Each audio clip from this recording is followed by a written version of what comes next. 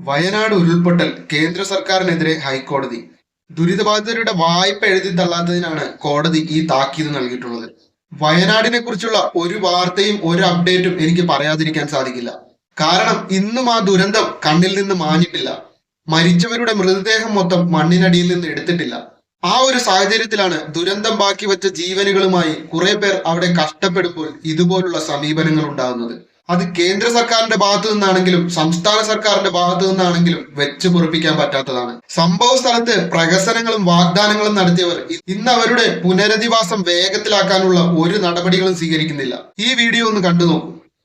ഇതിൽ ഒരുപാട് എന്താ വെച്ച് കഴിഞ്ഞാല് നമ്മൾ ടി വി വാർത്തകളിലൊക്കെ കേരള ജനത എന്താ മനസ്സിലാക്കുന്നറിയോ, സർക്കാർ ഈ പാവപ്പെട്ട ജനതയ്ക്ക് വേണ്ടിയിട്ട് അകമണി സഹായിക്കാനാണ് റിപ്പോർട്ടുകൾ വരുന്നത്. രാജ്യമിനിസ്റ്റർ റിപ്പോർട്ട് വായിച്ചു കഴിഞ്ഞാൽ ഏതൊരു കേരള ജനത മനസ്സിലാക്കും ഇങ്ങനെ ചേർത്ത് നിർത്തുന്ന സർക്കാർ ആരും മനസ്സിലാക്കി പോകും. പക്ഷെ ഇത് യാഥാർത്ഥ്യം ഞങ്ങൾക്ക് വേണ്ടിയിട്ട് ഒരുപാട് കോടിക്കണക്കിന് ഖജനാവിൽ കൊടുത്ത കേരള ജനത ഉണ്ട്. അവർ മനസ്സിലാക്കണം ഞങ്ങളെ ശരിക്ക് കഷ്ടപ്പെടുത്ത സർക്കാർ.